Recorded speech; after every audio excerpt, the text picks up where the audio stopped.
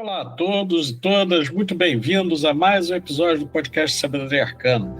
Bem-vindos os descendentes da sabedoria das eras, bem-vindos filhos e filhas de Sofia a mais um podcast, que hoje terá como o seu grande mote, como seu título, uma temática ampla e ao mesmo tempo muito interessante, que é o tema dos dragões.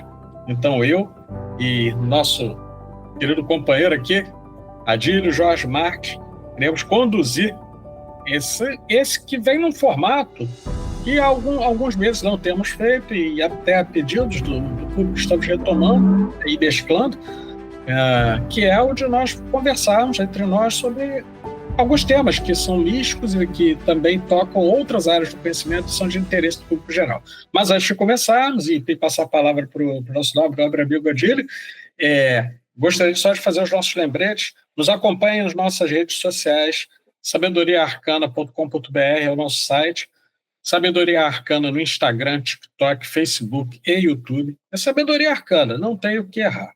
E é óbvio, aqueles que desejarem fazer alguma contribuição ao nosso projeto irão lá no Instagram, irão até em alguns vídeos observar que existe uma chave Pix, que aqueles que sentirem que devem contribuir, ok. Se não, não tem problema, continuaremos fazendo com o orçamento que nos é permitido, pois não acreditamos que a qualidade é proporcional ao orçamento. Do contrário, teríamos desistido já há tempo, não é mesmo, Adílio? Então, saudações ao público, passo a palavra ao nosso nobre amigo Adílio para podermos começar. Olá a todos, saudações arcanas para vocês, descendentes da sabedoria das eras. É um prazer estar aqui mais uma vez para tocarmos o projeto, que já tem vários anos, Sabedoria Arcana, com o meu querido irmão Pablo. A gente está retomando um modelo, que é de bate-papo. Então, vamos seguir aí com toda a mitologia, simbolismo dos dragões e ver se a gente consegue bater um papo e dissecar essa parte das ciências das religiões, que também foi pedida, não só o formato, mas também essa discussão acadêmica de propostas sobre um determinado tema. Eu queria começar esse bate-papo, Adílio, falando um pouco da simbologia, até da etimologia da palavra dragão, né? Nós temos em grego, e é interessante para o grego, porque nós temos duas palavras para denominar réptil: sauro, né? E nós temos draco. Mas é diferente. E é curioso, que desde o início os gregos têm escolhido palavras diferentes para denominar a mesma coisa, sendo eles pessoas tão adeptos do sentido, às vezes nominalista e às vezes essencialista das coisas. Então, por exemplo, quando você fala de sauro, você está falando de qualquer tipo de lagarto. Mas eles tinham uma palavra que era draco. E isso, num primeiro registro, a gente pode ver lá em Hesíodo, nos Trabalhos e os Dias, nas referências também a um dragão, que era um Draco, que guardava um jardim, que era o Jardim das Maçãs de Ouro, ou Hespérides. Isso é revisitado na obra de Homero, quando fala dos 12 trabalhos de Hércules, e aí nós vemos que Hércules, em um dos seus trabalhos, ele precisa superar esse mesmo dragão. É curioso, porque já vemos aí, me parece, Adílio, uma questão que faz uma distinção, dá uma forma e traz um arquétipo que está presente em vários momentos, em vários espaços na humanidade. O arquétipo geralmente ligado à força, geralmente ligado a poder, domínio, e, de certo modo, ao mesmo tempo ligado à imposição de uma ordem, ligado às forças primitivas, né? As forças primitivas e, por vezes, até caóticas, né? No sentido grego da palavra mesmo, né?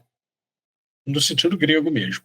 Então, acho que essa é a primeira consideração, né, que seria importante a gente ter, né, esse etimológico, porque é um buraco, né?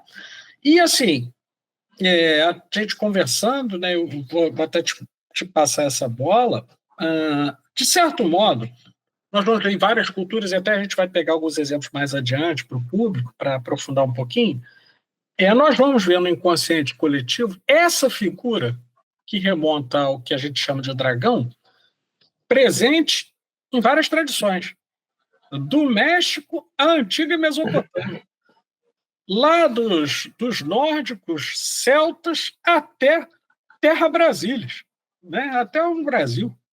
E aí, isso, até onde me parece, aí eu coloco essa questão para você, os dragões estariam presentes como um arquétipo e, ao mesmo tempo, como um material para mitos e para exemplos de conduta em vários momentos da humanidade.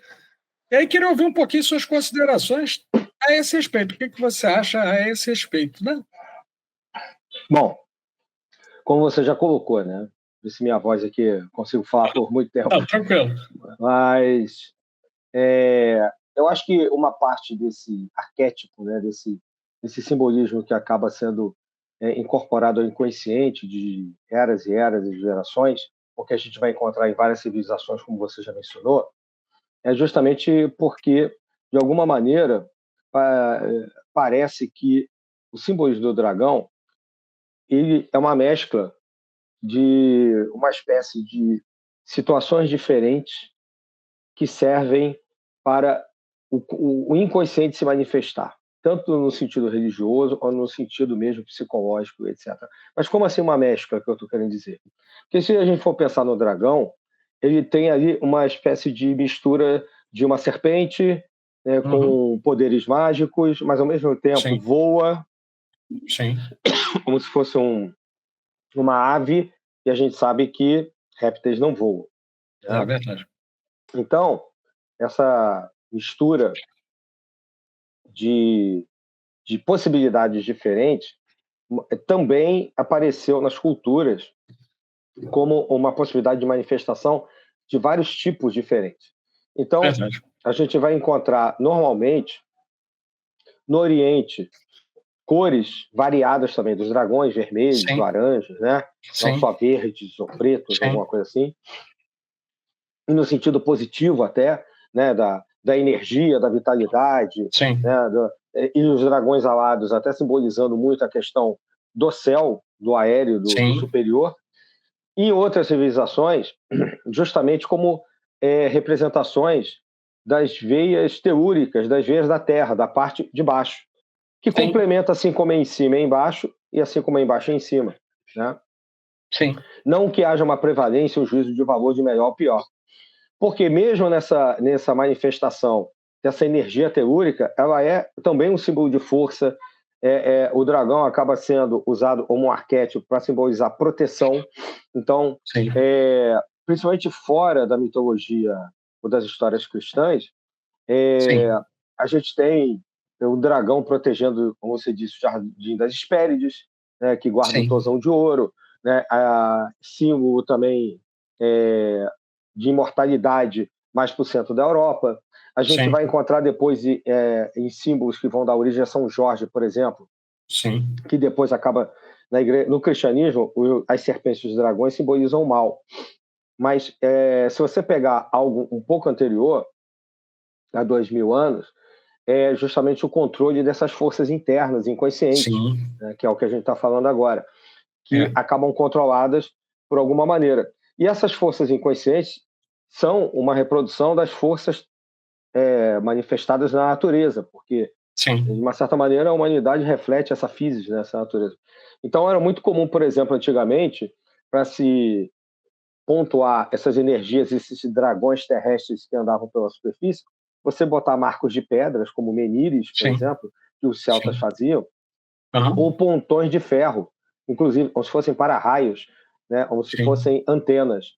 Daí o fato da lança de São Jorge ser de ferro, né, muito provavelmente.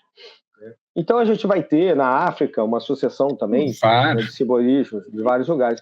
Então, interessante, por exemplo, sim, entre os orientais, né, em especial, para chamar a atenção para duas manifestações que me parecem muito interessantes, que mostram a diferença brutal entre a visão que havia na antiguidade acerca desses seres e o que posteriormente a ascensão e consolidação do cristianismo nós tivemos. Por exemplo, os dois dragões, Ryu no Japão, que era o dragão dos ventos, e o Chenglong na China, que era o dragão que abençoava os imperadores. Né? E tanto que o horóscopo chinês, inclusive, você tem uma grande prevalência, você tem o dragão, né, como sendo, inclusive, um dos signos, né, do zodíaco chinês, né, que é anual. Né, e tem sempre um regente que é um animal. Que, aliás, é um tema até interessante para um outro momento de sabedoria arcana a gente abordar, o horóscopo chinês. Mas fica para uma outra hora. Mas, assim, né? Então, da mesma maneira que nós vamos ver outras manifestações. Insisto em dizer, e acho que posso dizer com alguma tranquilidade, que dragões e serpentes, eles guardam, apesar da semelhança e similaridade, algumas diferenças que acho que cabe a gente pontuar, porque às vezes quem olha um dragão oriental, por exemplo, vai confundindo como uma serpente alada, mas não é. Um dragão, ele sempre vai incorporar, e isso aí eu tenho alguns estudos que foram feitos justamente em um círculo esotérico que eu tive a oportunidade de participar. Os dragões sempre vão possuir alguma coisa híbrida.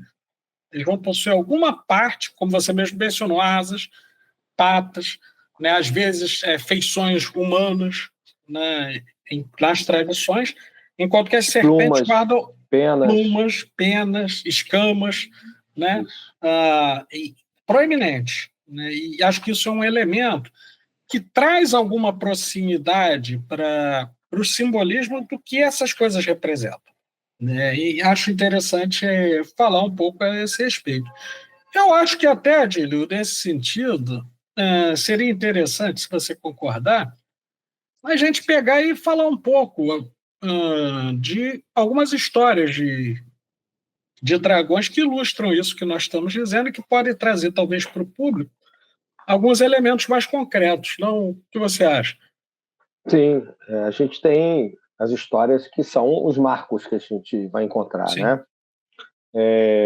Nós temos aí São Jorge, eu já mencionei, eu vou começar por ele, que obviamente é muito popular no Brasil, em especial no Rio de Janeiro. Nós temos o feriado, dia 23 de abril, São Jordi em alguns lugares, e que acaba acontecendo também uma questão que não deixa de ter uma participação do inconsciente coletivo com as ressignificações entre várias tradições. Aqui no Brasil, por exemplo, por mais que não sejam necessariamente as mesmas personagens, mas São Jorge acaba ressignificado com em algumas das vertentes, né, por exemplo, não em todas, no candomblé, e de tradições de matriz africana, e também às vezes com outros santos também, no caso de Ogum, mas o São Jorge ali, como eu disse, com o domínio, né, incorporando essa parte da tradição africana e incorporando a parte do cristianismo, já coloca o dragão como algo que precisa ser controlado, alguma coisa do mal, né? Como as demais serpentes. São simbolismos. E a gente vê ali o São Jorge controlando isso. Né? E isso é uma herança europeia, evidentemente. Né? São Jorge da Capadócia é um santo que, na verdade, é um santo mais, até onde eu sei, né? É um santo que foi mais abraçado pelo povo do que ser santo oficialmente. Parece que não está no panteão da Igreja Católica, mas justamente dentro dessas questões de ressignificação e desse inconsciente coletivo, acabou tendo toda essa força simbólica, espiritual e mística que um santo carrega como intercessor entre nós e o divino. Né? Nós temos ainda, que eu acho que ainda está ligado a São Jorge, essas questões da tradição celta antiga, onde a gente encontra ali uma herança com a cavalaria, com justamente esse controle das forças telúricas que eu mencionei, né, dos menires, etc., que é um conhecimento ancestral europeu, pré-cristão, e que também, de uma certa maneira, acaba incorporado em São Jorge, né, São Jorge da Capadócia, muito famoso, lembrando que Capadócia é a atual Turquia, e se mescla as questões cristãs e também de matriz africana aqui no Brasil. No Brasil. Então, por aí só, a gente vê manifestações, mesmo e diferentes, como eu disse antes, da parte cristã era visto como uma coisa positiva e que era usado como ciência, de alguma maneira, para usar aquela energia teúrica a favor de determinados rituais que os povos antigos faziam, até para cura.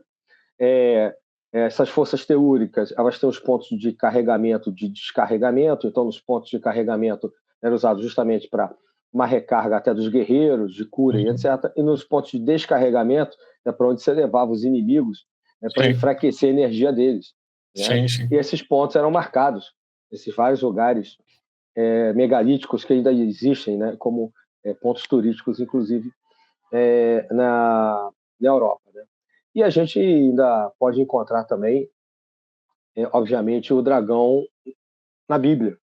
A gente vai encontrar ali no Apocalipse de São João essa questão, né, associando ao mal novamente. O cristianismo é coerente nesse sentido de manter essa vinculação, né? Ou seja, um poder maligno que vai vir para tentar destruir a fé divina, a fé em Deus, destruir a igreja, e que persegue a mulher, no caso, como a representante da igreja, né? A igreja que é aquela que está casada com o Cristo, né? Com aquele que é representante de Deus aqui. O caso de São Miguel, que também, né, pisa na serpente, existem algumas representações femininas que mostram pisando na cabeça da serpente, aí já é uma associação do dragão com as serpentes em geral, porque é associado como um réptil. Fazer um contraponto absoluto com o que você apresenta nesse momento, não no sentido de oposição, mas para mostrar um pensamento ancestral em que temos o simbolismo draconiano aí muito forte. E aí eu vou falar do primeiro texto escrito de que se tem notícia na história, chamado Enuma Elish, né? Que, aliás, eu sempre estou prometendo que vai sair a retradução, em algum momento vai sair. É porque não é fácil retraduzir, ainda mais depois do antigo Ísis ter destruído boa parte das fontes que ainda existiam lá na Mesopotâmia, né? Mas vai sair o trabalho, vai sair. Mas o Enuma Elish, ele narra uma epopeia da criação. Foi o primeiro texto de que se tem notícia, vem lá da região da Mesopotâmia, mais particularmente da cidade que hoje nós chamamos de Tikrit, no Iraque, e que era chamado de Ur, na antiga Suméria. E esse texto ele vai narrar o início, mostrando que Tiamat existe um erro de tradução, tá? Não menosprezando a obra do Lawrence King, que foi realmente fabulosa, fantástica na sua tradução das tabuletas, mas tem um erro de tradução porque ele verteu do acadiano. No acadiano está escrito assim: Tiamat emergiu das águas primordiais, né? E que a criação começa a partir dessa grande dragonesa, né? Uma divindade feminina que era um dragão. Olha a inversão das polaridades, né? Era feminina, era um dragão e tinha o poder da criação, né? Na retradução, né, ou melhor, na correção que a gente pode fazer, na retificação para o sumério, a gente vai ter assim: Tiamat era a água primordial, era o caos primordial e emerge como um dragão, né? E aí é um simbolismo muito forte, e tão forte, mas tão forte, que ela era um símbolo de força e poder incontido, inclusive pelas regras sociais e morais, razão pela qual o seu culto, logo no Segundo Império Sumério, ele é banido. Ou seja, quando os acadianos tomam o poder, né, sobre os sumérios, isso a gente está falando de um período de tempo de mais ou menos 4.200 a.C., eles fazem o banimento o culto é banido, o culto a Tiamat é banido, né, de todos os lugares. Mas havia ainda assim um significado forte de poder. E a história essa história que eu quero trazer é que é uma história de criação e que já vai remetendo até a um certo ditame moral, porque todas as divindades do panteão sumério que depois vai sofrer muitas mutações. A gente tem até um vídeo aqui que eu recomendo que a galera sintonize, é o episódio número 39 do nosso podcast, que fala de magia suméria, tem mais detalhes, mas assim, só para contextualizar, as divindades e toda a descendência posterior provém de Tiamat. Então, nós temos aí um elemento de criação, para além do bem e do mal. O bem e o mal vem depois, com o equilíbrio da justiça, etc., vem depois. É uma história interessante, porque um outro mito que foi criado a partir daí é que aspectos próprios lá daquela região do Oriente Médio seriam resquícios ainda de Tiamat, seus ossos, etc., compondo montanhas, né, seus dentes, etc. Os rios Tigre e Eufrates seriam o resultado das lágrimas dela ao ser vencida, né, e banida. Então temos uma história interessante. Mas acho que não para por aí. Né? Falei de Tiamat, mas eu quero chamar a atenção para outra. Vou falar de um período parecido, né, de que se tem notícia, em outro lugar do mundo, bem diferente. Nós vamos falar de Quetzalcoatl. Quetzalcoatl, que era conhecido ou como serpente emplumada, né, ou que era um grande dragão da tempestade, e que era uma das divindades de maior força dentro do culto dos astecas, né, dentro da civilização asteca. Né, e era também uma representativa de força. Seus sacerdotes eram conhecidos também por serem treinados na arte militar e na arte do comando. Acho que isso é um elemento interessante, porque do México para a Suméria, ele tem uma distância grande, né? Assim, nós estamos falando mais ou menos da mesma época. Né? Os espanhóis vieram de descobrir isso depois, mas isso são registros antiquíssimos. Né, de modo que esse arquétipo está presente, né, esse simbolismo draconiano está presente, especialmente o que ele representa, né, quanto à força, etc., está presente ali. Né, acho que sim. Sem cansar muito, e aí para abrir para os seus comentários, eu queria chamar a atenção para um que é um pouco menos conhecido, porque a gente tem aqui no Brasil menos acesso à cultura nórdica, mas que de todo modo ele é dos cultos, né, lá da Escandinávia, etc., que é o dragão Nidhogg. Nidhogg é um dragão que rói continuamente as raízes da árvore que sustenta os 9 mundos, chamada de Yggdrasil. Né? E esse dragão um dia disse que quando ele terminar de roer as raízes da árvore, mesmo após o Ragnarok, né, que é o fim do mundo para eles lá, etc., ele acaba de roer, e aí, quando a árvore tombar, os seus frutos, que são os mundos, darão vida a novas serpentes. Desculpa, a novas serpentes não.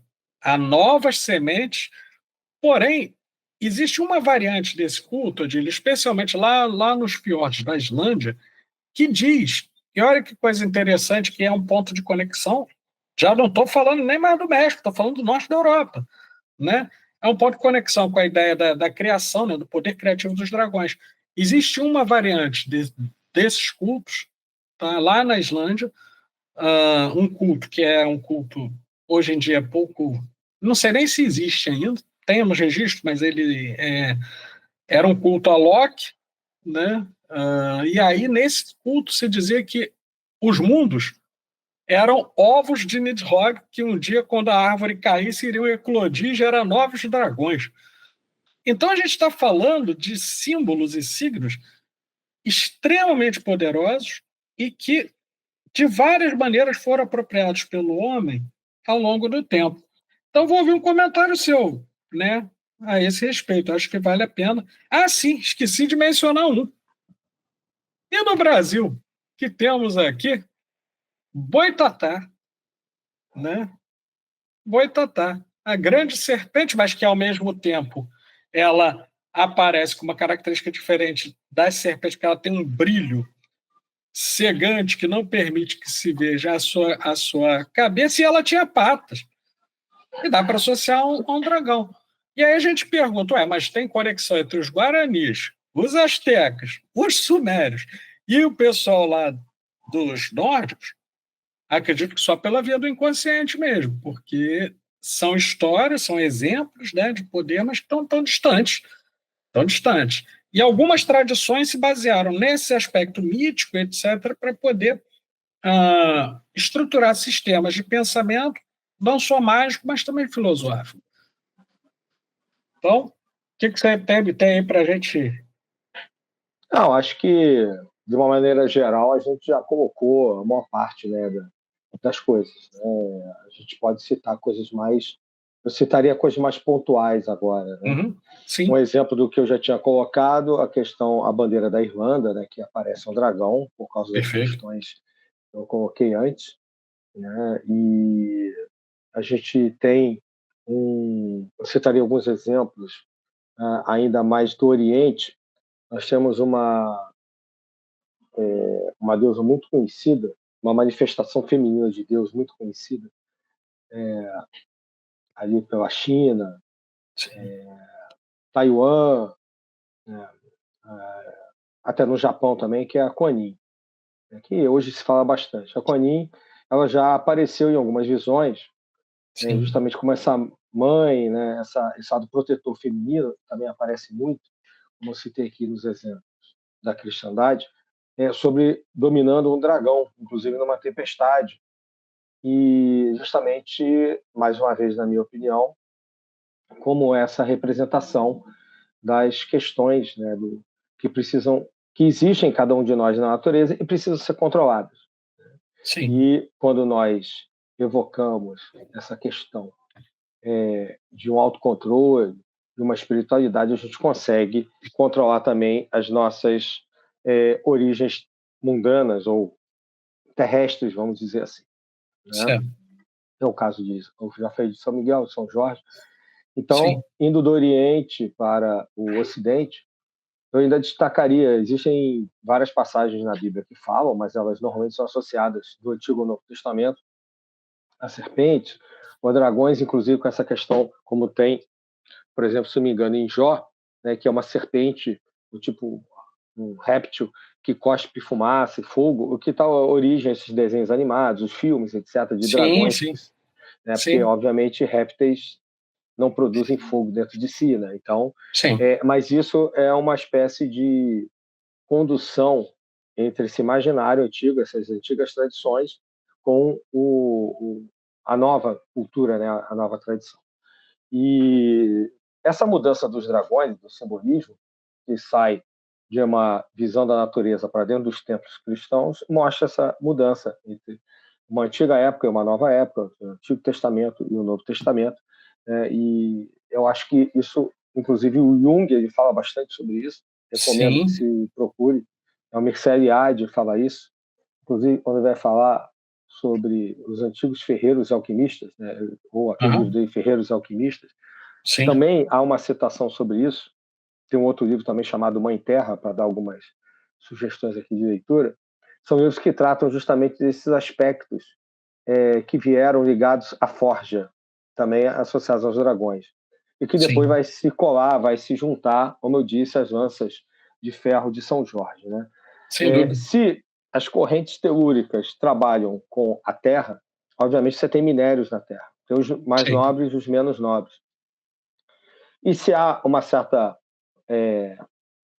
uma batalha para controle dessas energias, então, no caso ali, não é o ouro, né? Usa-se o ferro, e foi justamente o elemento associado por alguns, né, à guerra, a Marte, ao combate, porque você faz a lança, faz a espada, faz o elmo, faz a armadura, o ferro, né, fazia-se. Com uma liga, pelo menos depois, né, envolvendo o ferro. Então a idade do ferro é muito importante. E acaba que esses antigos momentos da história da humanidade se refletindo nessas lendas, nessas tradições que são carreadas pelo simbolismo do dragão. O exemplo é esse, da presença dos ferreiros, né, que não deixam de ser alquimistas também. Né? Por exemplo, até mesmo, né, dentro do que você menciona, né, no Antigo Testamento, nós temos dois exemplos de criaturas, além dessa que você menciona. Por exemplo, o Leviatã é um grande dragão-baleia. Né? É um dragão-baleia, gigantesco. Né?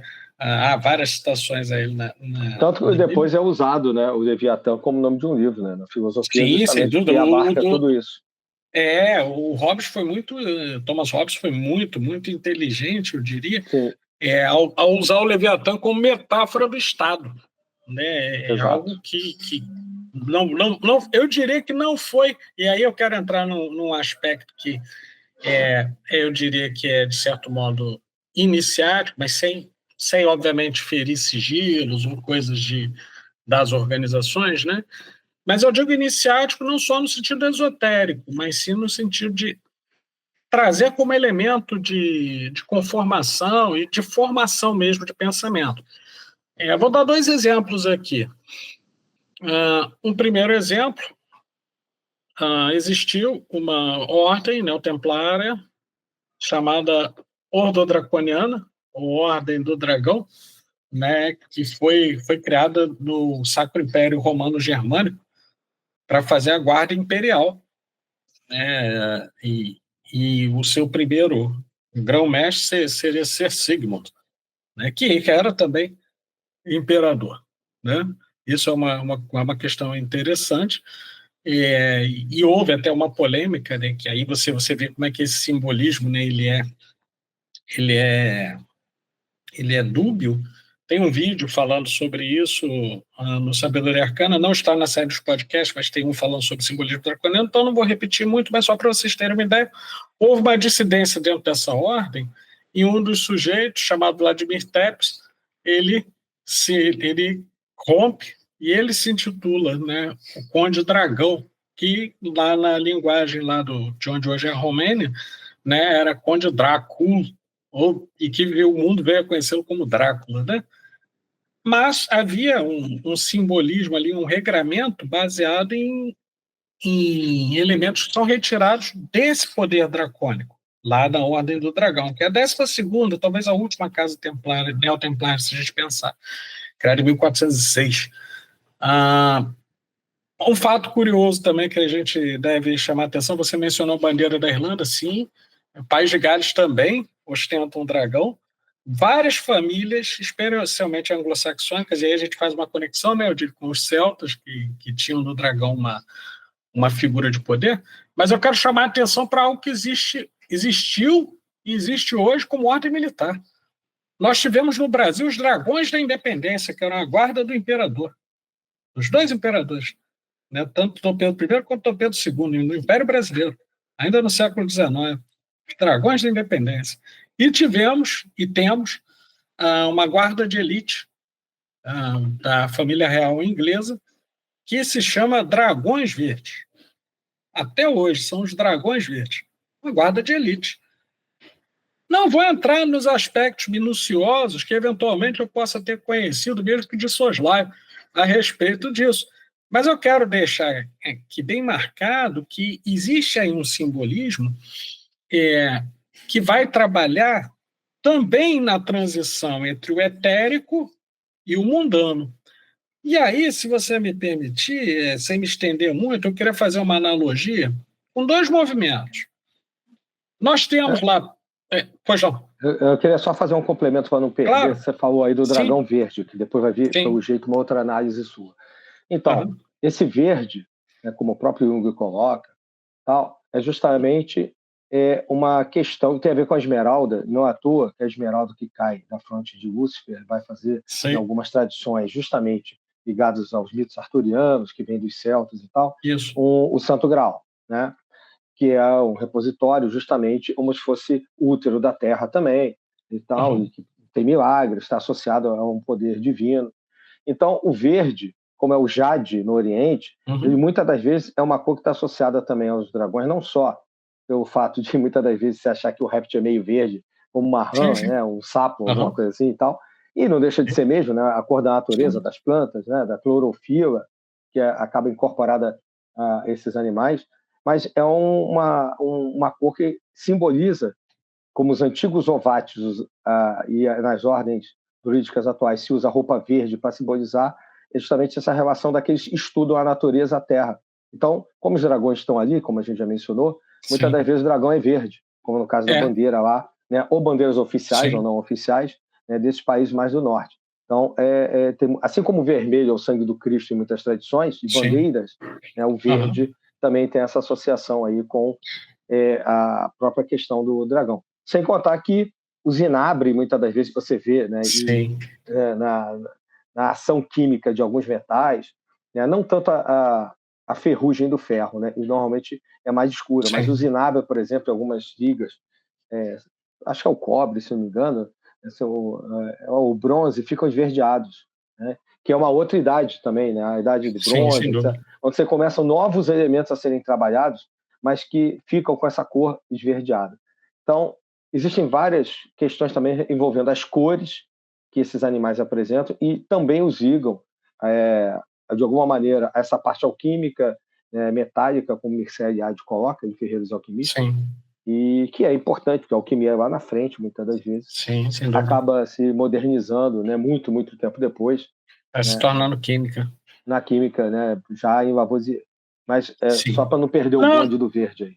Claro, não, perfeitamente. E é interessante você mencionar o zinabre, porque tanto o verde quanto o marrom da Terra, o marrom, né, do metal, por exemplo, do bronze ou do cobre, são cores frequentemente associadas a tipos de dragões, né? Agora, uma coisa que me parece interessante, que tem a ver, aí vou entrar num aspecto mais filosófico, talvez até de certo modo místico, com dois movimentos, e que tem a ver com serpentes e dragões. Se nós considerarmos, por exemplo, o movimento ascensional das serpentes do caduceu hermético, elas saem, né, da Terra e elas vão em direção à esfera celeste. Os dragões das tradições, o voo do dragão é um voo de cima para baixo, representando, e aí quem conhece, quem já teve contato com alguma tradição dessas, né, representando que os dragões são portadores de elementos que vêm do ar para a terra, que vêm de fora para cá. Não podemos deixar de lembrar, por exemplo, que o personagem Amrafel, ou Nimrod, né, como é conhecido, ou Hammurabi, como é conhecido, e eu trabalho nessa linha porque existem historiadores que vão segmentá-los no tempo, mas existem outros que, ao lerem as tabuletas de argila, vão ver que é o mesmo personagem, só que tinha nomes diferentes para ser chamado pelos semitas, pelos assírios e pelos sumérios, né? Assim, ele vai trazer um código de leis posterior ao controle, né, da divindade Tiamat, que era o caos.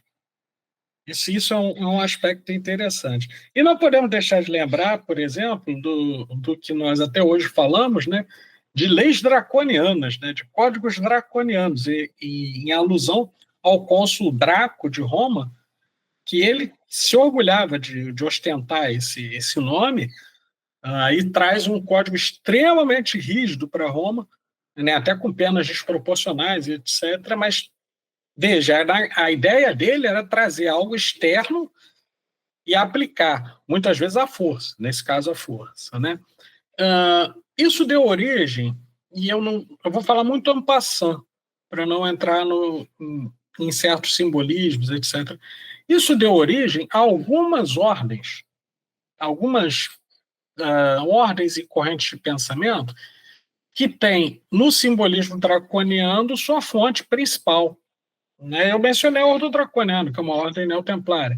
Existem algumas que trabalham numa outra direção, que é diferente da nossa, né? Nós não trabalhamos, né, com essa via da mão esquerda, né? Respeitamos, mas não trabalhamos, né, com essa via da mão esquerda. Nós tem várias, por exemplo, na via da mão esquerda, que trabalham esse simbolismo. Mas também há na assim chamada perspectiva da mão direita. Um exemplo que eu vou citar de uma corrente de pensamento que eu particularmente não compactuo, mas não podia deixar de lembrar, porque teve até bastante adeptos no Brasil. Foi uma vertente da gnose, né, que tinha a ver com um mexicano que se intitulava Samuel Unwell, que retoma o simbolismo do dragão, dizendo que o objetivo era que as pessoas se tornassem dragões de sabedoria, né? Se não é, eu não vou polemizar aqui, até porque é um personagem já bastante polêmico, talvez merecesse até um dia a gente fazer uma um episódio a respeito dele, que teve alguma influência no meio místico, né? Mas, assim, é interessante a gente pontuar aqui, militarmente, culturalmente O, e esotericamente, esse os simbolismo aí. dragões têm um simbolismo amplo, é isso que a gente está colocando aqui. O Samael, ele é meio controverso, né? Ele Muito, muito. reinterpreta Sim. várias questões da tradição, não só gnóstica, né? Mas do simbolismo como um todo. E muitas delas são meio impróprias, algumas associações que ele Bastante. faz. Né? Ele força uma barra ali. Mas eu queria pegar essa ideia que você colocou aí do Caduceu e lembrar justamente dessa mesma simbologia que é usada justamente por esses elementos que a gente está colocando ao longo desse papo aqui hoje, na subida da Kundalini e de Ida e Pingala, né, por meio dos nossos chakras e da coluna. Sim. São simbolismos de serpente, porque a serpente também está presente como um sentido de força, de energia, que se move na Índia e arredores. Né? A gente falou do Japão, da China e tal, mas eu não queria deixar de mencionar a Índia aqui, ou né, tradições como a yoga e outras que herdam uma boa base também da Índia. Não só da Índia, né, mas a lógica yoga tem outras influências. Mas vamos botar aí a principal como a Índia só para facilitar hoje. E nós temos até podcast sobre yoga. Então, aquele cruzamento de Pingala pela coluna central, né? Você tem as duas colunas, os dois feixes de energia correndo paralelos à sua coluna, por onde está a Kundalini, e tem os chakras que são pontuados ali, os centros de energia, e eles e de Pingala vão se cruzando por lá. Né? Então, a subida, você falou da descida, né, do ar para a Terra, essa é mais um exemplo, eu fazendo essa contraposição só para exemplificar, vindo de baixo para cima, da Terra para o ar, né, como se fosse de Malkuth para Keter, no caso da Cabala, né, ou do chakra básico para o chakra da coroa, dessa energia que a yoga também trabalha, e também trabalha com a ideia do controle, né, que, mais uma vez voltando a esse arquétipo ancestral de que não é que seja bom ou ruim, né, mas como se manifesta tanto na natureza humana quanto na natureza física, né, na natureza extra, a nossa interioridade, também são energias que podem ser estudadas e controladas. De uma certa maneira, todas as energias que existem, se a gente for fechar um simbolismo, todas essas energias que existem até da física na natureza, são energias que podem e eram, na antiguidade, na Idade Média, associadas aos dragões. A energia elétrica, por exemplo, a energia magnética, né, dos magnetos. Né? Quando um raio caía, que não deixava de ser uma espécie de... É uma descarga elétrica, mas é como se fosse o cuspe do dragão, né? As trovoadas, como se eles estivessem voando e combatendo ali, como deixando aí, botando uma deixa, né, para você, lembrando até do Senhor dos Anéis ali. Sem dúvida. No que é uma área que tu gosta. Aí aparece aí também, né? A gente já falou sobre isso, inclusive, né, no podcast, sobre né, o autor do Senhor dos Anéis e toda a tradição dele. Exato. Só para deixar aí uma oportunidade para você falar um pouquinho. Claro. É uma deixa interessante, porque, por exemplo, o Tolkien, ele até pelas ligações dele com a... E aí o pessoal vai assistir lá, né, com a ordem neotemplária que eu mencionei, ele traz isso muito claramente quando ele dá características humanas aos dragões, né, e, assim, eu vou dar um exemplo que é o exemplo mais claro, as pessoas podem ver no filme, pode pegar e ver dentro do filme. A pessoa pega o filme O Hobbit. Não vou nem falar para ler livro. Eu gostaria muito que as pessoas lessem livros, sabe, cara? Eu fico muito feliz. Por isso que a gente recomenda vários. Normalmente, eu já citei vários livro, hoje. Né, você está citando a coleção. Agora eu vou citar o livro, né, O Hobbit, mas para a galera que tem assim, um interesse mais imediato de ver as coisas, o filme. No filme do Hobbit, você vai ver lá o dragão Smaug, né, que ele não só tinha a característica de guardar tesouros, mas ele possuía uma habilidade de persuasão pelo olhar, né? Era um olhar de dragão, né? Existem técnicas parecidas com essa, né, de indução, né? que, sem dúvida, derivam desse simbolismo antigo. Ali está na literatura, etc. Óbvio, tem lá todo um aspecto fantasioso, mas não podia deixar de mencionar, né, esse dragão da obra do Tolkien. Né? E da mesma maneira que o Tolkien vai apresentar um outro dragão, que é chamado de Calagon, o negro, mas a pessoa vai ter que ler o Silmarillion, que é uma obra importante. Aliás, o Tolkien é um grande especialista em mitologia e filosofia comparada, né? E aí, esse dragão ele foi o responsável por queda de parte do que era a humanidade a essa época. Né? Ele é responsável um dos responsáveis do fim da Segunda Era, né? Que o Tolkien vai dividindo o mundo em eras, né? Então, se a gente fosse seguir a simbologia dele, estaremos hoje na Quinta Era, né? Então, o fim da Segunda Era vem com esse dragão. E não podemos esquecer, você está mencionando a energia elétrica, Quetzalcoatl, muito antes da invenção da energia elétrica por Thomas Edison, né, era um dragão que era associado ao próprio raio, né, no México. Então, ele era associado, ele era o raio. Isso, ele era o raio, Quetzalcoatl. Né? E para aplacar a fúria de Quetzalcoatl, eles faziam sacrifícios, né, geralmente dos inimigos, né, de guerra que eram vencidos, eram sacrificados ali, né, como oferenda, né, pelos astecas a Quetzalcoatl. Era um culto muito forte, eu diria, né? Lembrando, você também falou aí do tesouro, né, a questão dos anões, etc., que aparece Sim. muito na mitologia nórdica e que é apropriada pelo Tolkien também, brilhantemente. Uhum. Né? Os dragões, muitas das vezes, são, como eu disse, encontrados em cavernas. E essas Sim. cavernas, elas são passagens para um outro mundo, né? O mundo extraterrestre, que é um mundo onde, obviamente, também existe a lenda de se esconder os tesouros da antiguidade, sejam de reis, templários, rainhas, né? E civilizações que foram invadidas.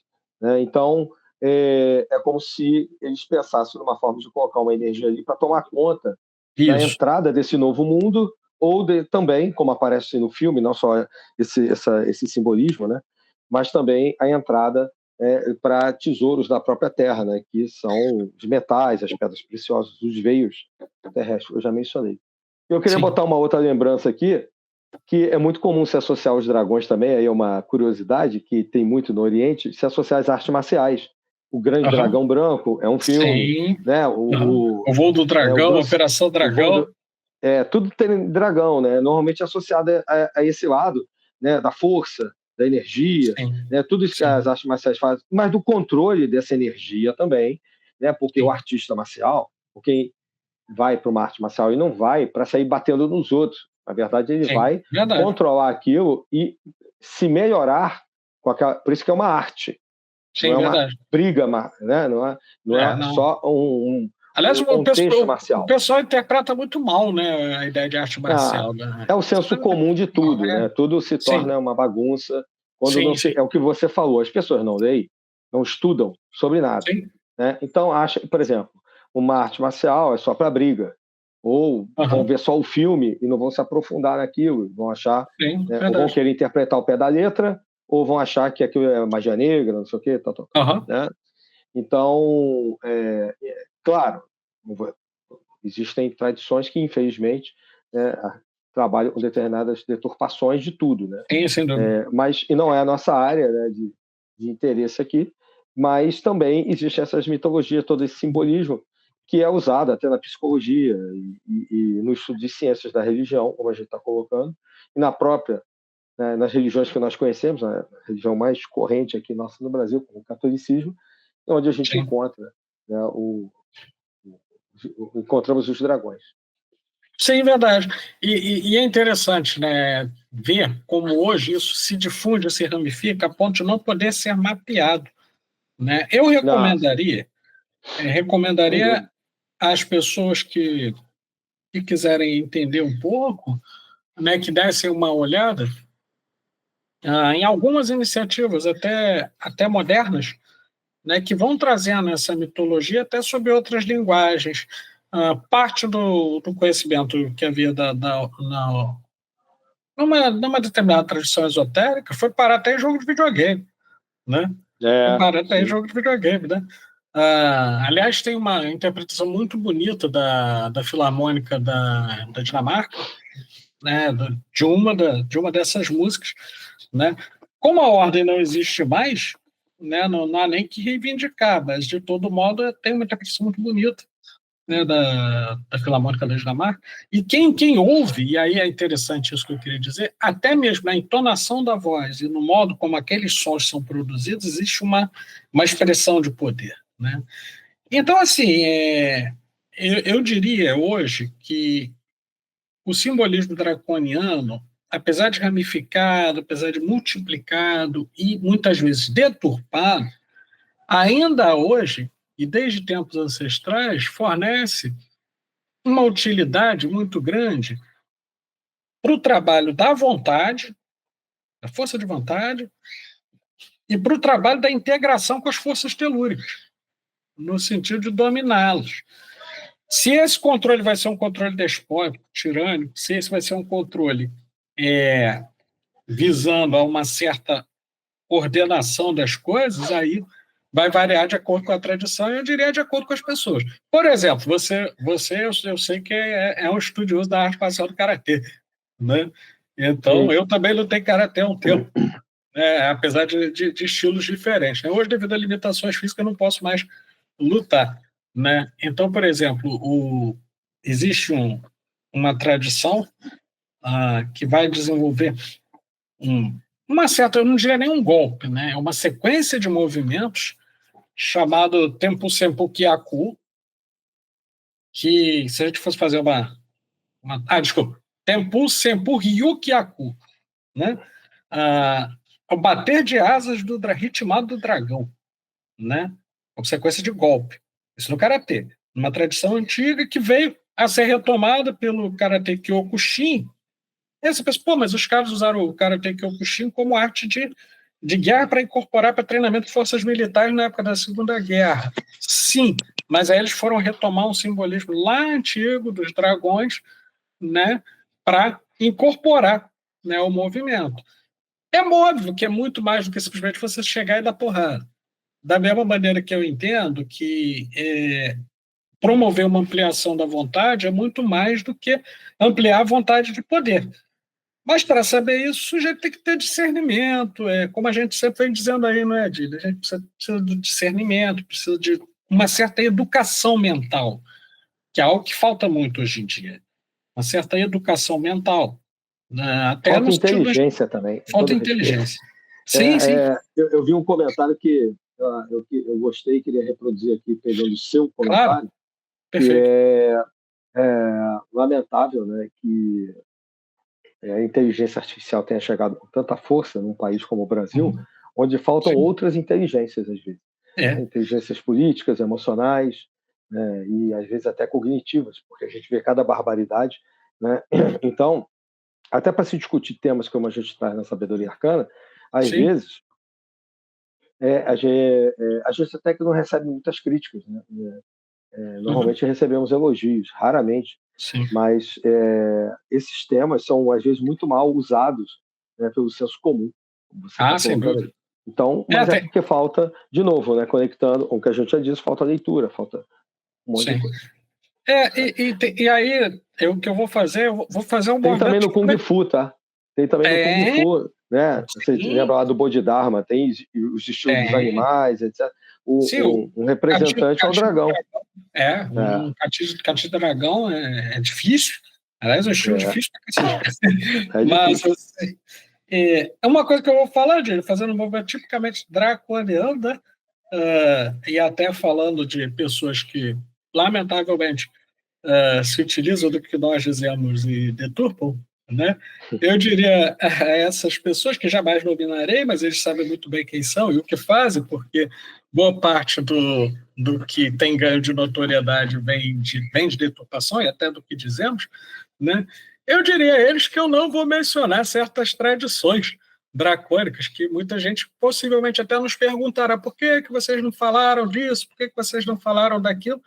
E eu não sei, gente, não sei se você vai concordar comigo, mas eu vou dizer o seguinte: nesse aspecto, se nós não concordamos com certas práticas, condutas, por exemplo, a de plágio e etc., nós não vamos dar moral para esse pessoal, não é isso? Ainda Exato. que eles tenham notoriedade. Então, não é que está faltando alguma coisa, não, pessoal. Não é que tem um buraco aqui que a gente esqueceu. Não, não é isso. É porque tem coisas que nós não vamos mencionar. Se as pessoas tiverem muito interesse em saber, tem vários aí que estão falando e tal. E aí tirem as próprias conclusões. Do meu ponto de vista, e acredito do seu ponto de vista do Adílio também, nós temos um interesse vivo em despertar de consciência, em fazer uma introdução a esse elemento que a gente traz no Sabedoria Arcana, que, além de ser uma introdução factível para o público, ela seja também uma introdução segura, para que a pessoa não ache que está entrando numa coisa e depois está entrando em outra. Ou, como dizia meu avô, que viveu 97 anos, então é alguém que tinha bastante experiência para falar a esse respeito, ele dizia o seguinte: Pablo, quando você entrar num buraco, tenha certeza que você vai sair dele. Né? Então a gente não vai mostrar os buracos ou os túneis onde podem ser encontrados certos dragões sem ter a certeza que as pessoas sairão deles. Até porque me parece que alguns desses que eu mencionei estão entrando e eu não sei se vão sair. Mas aí já não é conosco, é só um toque que a gente deixa aí. Quem tiver ouvido de ouvir, que ouça. Né?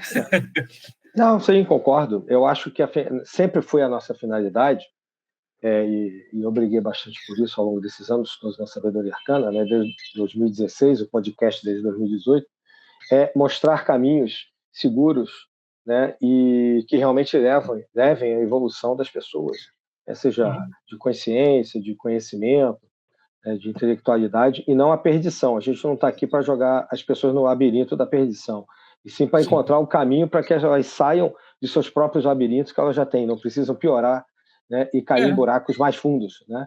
Então, verdade. Eu acho que as pessoas que... Nós achamos isso, né, e as pessoas que trabalham com esse tipo de divulgação de filosofia, na verdade, estão fazendo uma contra-iniciação, né, um desserviço à humanidade. Então, o trabalho da Sabedoria Arcana é oposto a isso.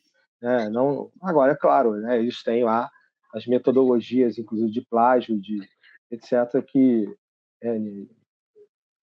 e de deturpar determinadas questões, mas aí nós entregamos aos senhores do karma, né, e ao livre-arbítrio de cada um, que cada um responde pelos seus atos depois. Que a gente sabe que muitas das vezes você pode levar os outros para o buraco, mas também você está nele, né? Então você também vai ter que sair do buraco. Exatamente. Não adianta, você vai levar, mas você também está. Sim. Eu vou mencionar um aspecto, se você me permite, que é a experiência pessoal e a ordem está extinta, não vou ferir nenhum sigilo, mas vou mencionar um aspecto de experiência pessoal.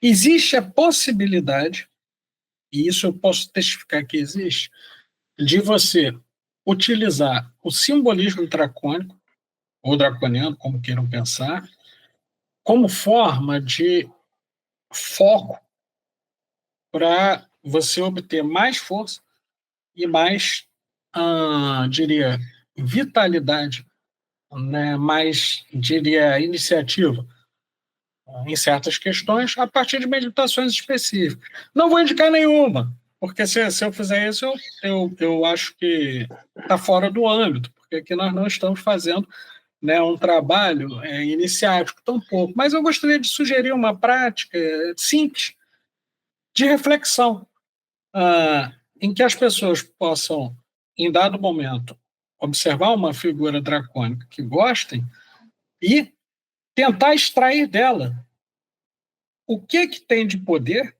e o que aquele poder pode contribuir para fazer alavancar a sua vida, os seus caminhos intelectuais e até mesmo o trabalho com as suas emoções. Né? É uma experiência interessante, mesmo sendo bastante vaga, essa que eu estou dizendo, eu posso dizer que, para mim, trouxe bastante contribuições. Mesmo em momentos bastante difíceis da minha vida, isso trouxe bastante contribuições. Né? E eu recomendaria isso. Tem várias, dependendo da tradição que a pessoa entra, vai encontrar várias formas, né, seguras. Sim. Essa é uma forma segura, né, de você trabalhar, ao contrário das que a gente estava comentando. Né? E só para... Eu estava pensando aqui, você estava falando, a gente não mencionou porque eu acho desnecessário, né? Mas existem vários jogos de RPG, filmes de adolescentes que tratam de dragões. Dungeons and Dragons. Né? Existem não só o Senhor dos Anéis, mas o próprio Harry Potter, Eragon, Tem um monte Aham. de Um filmes monte. de sessão da tarde, de Aham. adolescente e tal, que Coração de tratam Dragão. Coração de Dragão, como ensinar o seu dragão, aquele desenho. Tem Já um, tá no dois, o 4, três, eu acho. Já tá no quatro, 4, como treinar o seu dragão, uma coisa como treinar assim. o seu dragão. Então, assim, isso mostra, talvez até como um fechamento aqui para o Sim, nosso bate-papo de hoje, o quanto o imaginário do dragão, né, dessa energia, desse simbolismo, como nós já citamos aqui vários pensadores que estudaram e deixaram obras sobre isso, né, já citamos várias aqui, como esse imaginário faz parte ainda da nossa cultura, mesmo no século XXI, com sim, toda a sem dúvida. tecnologia, tudo que nós vivemos, mas nós continuamos ainda no âmbito das ciências das religiões, das religiosidades, né, e que é permeada por tradições mais seguras, mais internas de algumas tradições, como você mencionou aí, de algumas organizações que mantêm essa tradição na prática mais viva, mas também a nossa sociedade mantém esse vínculo com o passado e mantém, de uma certa maneira, todo esse simbolismo vivo. Sim, E, claro, acaba sendo consumido aí, né, por todo esse mecanismo capitalista claro. de consumo que a gente Sim. tem, Aham. obviamente, como tudo, né? Mas Sim. é só um exemplo do quanto o ideário desse simbolismo que a gente destacou para trabalhar hoje ainda faz parte, não Ainda só faz nas, parte. nas religiões, mas também fora das religiões, né? Sim, Até sem na dúvida. arte contemporânea. Sim, sem dúvida. E aí, sendo bastante aristotélico, eu diria a você o seguinte: nesse caso, a matéria permanece mais ou menos a mesma, mas a forma se diversificou, ou seja, o É, conteúdo daquela raiz do simbolismo dracônico permanece ainda presente, e você tem muitos formatos hoje, né? Em muitos é, formatos. Por exemplo, se eu pedir agora uma inteligência artificial, como a inteligência do Google, para criar uma representação de Tiamat, fazendo uma descrição igual a do Enuma Elish, ele cria em arte para mim. Eu sei que eu testei e ele fez, tá? E aí eu falo, não, não é assim, eu quero de outro jeito. Eu já crio uma iconografia. Segundos. A questão toda que aí eu acho que é importante a gente pontuar e que acho que pode nos ajudar a ter um fecho é qual o objetivo? Será que a rapidez da fluência das informações e dos conhecimentos está conectada à necessidade e utilidade do que vai ser feito, ou é só uma frivolidade? E aí eu te colocaria uma advertência, né? Quem ler qualquer mito dracônico vai perceber o triste fim de todos aqueles que foram atrás de dragões com interesses frívolos e fúteis. Então, fica uma dica, né, para as pessoas, né, de que isso não é algo frívolo nem fútil, né, que as pessoas exato. devem ter um certo cuidado também, né, no uso dessas Esse forças, etc. cuidado é o controle que eu estava mencionando antes sobre essas emoções e sobre esses desejos, é o controle sobre essas energias. Né? Sim, sem dúvida. Pisar nelas ou controlá-las, né, é uma forma de você controlar também esses desejos, essas coisas todas. É isso aí. Então, a yoga fala disso, São Jorge fala disso, tudo que a gente falou aqui implica no controle, toda energia tem que ser controlada, senão Sim, ela se transforma num caos. sim, Então eu verdade. crio um para-raio para que o raio Uhum. não caia na minha cabeça. De uma certa maneira, eu estou Pois é. controlando esse fogo da natureza, né, para não queimar uma árvore, não queimar a minha casa, criou o seu sistema de Sim, para-raio, não cair na minha cabeça. Eu não jogo bola, por exemplo, no descampado quando está relampejando, porque senão sim, vira um para-raio. Então, sim, aprender a lidar com essas energias da natureza e com inteligência é até ciência. sim, É sem isso que dúvida. tem que ficar claro. Aliás, falando em ciência, Adílio, gostaria de lembrar um fato recente, bastante recente, né, que está acontecendo agora, e que traz, para mim, me parece uma conquista, e acho uma conquista importante, que é um mérito seu, tá, diria. É do Sabedoria Arcana, mas eu digo mérito seu porque você estava à frente lá, brigando, né? O Sabedoria Arcana foi reconhecido na comunidade científica como um projeto de extensão também na Universidade Federal do Rio de Janeiro. Então, nós, além de Ah, sim. tudo, Na Federal né, Rural, né? somos também produtores de ciência. Sim, Né? exatamente. Conseguimos isso Então, ontem. sim, É, é um avanço, né? Assim como a gente ganhou o prêmio no ano passado, né, sim, e nós avançamos, né, de um selo editorial para um podcast para levar essa informação do jeito que você colocou, agora também sim, como um projeto de extensão para poder não só oficializar todo esse trabalho que a gente faz, mas também para continuar levando até para uma comunidade mais acadêmica essas Sim, a discussões que a gente divulgação. faz aqui, a divulgação. Sim, Que são sem conhecimentos dúvida. e são de várias áreas, né? Quantas coisas a Sim, gente sem falou aqui dúvida. da academia hoje, né? Sim, filosofia, história comparada, religião comparada, Psicologia, etc., simbolismo, psicologia, etc. Eu acho que tem bem coisas filosofia, interessantes por aí, com né? certeza. Estamos sempre trabalhando e pensando em coisas Sim, novas. sim. Então, eu queria encerrar, né, nesse momento, a minha fala, pelo menos, né? Agradecer pela oportunidade de a gente ter podido trabalhar esse tema, que é um tema vasto. Nós não temos a intenção de esgotar, mas sim de introduzir. Tema vasto, amplo, complexo. Deixamos algumas referências, né, e esperamos em outros momentos até trazer convidados para debaterem conosco esse tema. Né? Assim como nós temos sido convidados para participar de outros podcasts, né, nós também viremos convidar outras pessoas para debater esse e outros temas. Então, eu queria agradecer mais uma vez, deixar minhas saudações arcanas, minhas saudações fraternais, né, por esse assunto que para mim é tão interessante que eu ficaria aqui alguns dias falando a respeito, mas eu sou suspeito de dizer porque eu pertencia a uma ordem neotemplária que era a Ordem do Dragão. Então, eu sou suspeito para falar a esse respeito. Mas, assim, acho que é um tema interessante e as pessoas hoje têm muito modos de ter acesso à informação. E o que nós estamos tentando aqui é, de alguma maneira, dar algum suporte para que essa informação se transforme em conhecimento. Sim, é verdade. Bom, vou deixar uma última dica de leitura. Em 2011, eu fiz um trabalho para um congresso de ciências da religião com um colega que trabalhou comigo, e é doutor em geografia, o Marcelo Alonso. A gente escreveu um trabalho para o congresso, né, que deixou de ser um artigo, que é o Sincretismo de São Jorge Ogum na Umbanda, Ressignificações de Tradições Europeias e Africanas. Vocês podem achar esse texto, né, de 2011. Eu tratei da parte europeia, ele tratou da parte que ele trabalha, né, que é a parte do simbolismo afro também, na Umbanda, que é a praia dele. E nós temos esse um bate-papo que está no YouTube. Eu não conheci, não conhecia a Ordem Draconiana, mas nós fizemos uma espécie de entrevista contigo lá, né? Que está no canal do YouTube, para quem quiser aprofundar alguns detalhes a mais. E no restante, agradecer a você, Pablo, e mais uma vez aos nossos ouvintes, que ao longo do mês sempre nos passam sugestões, críticas, agradecimentos. A gente tem sempre vários retornos sobre os nossos programas.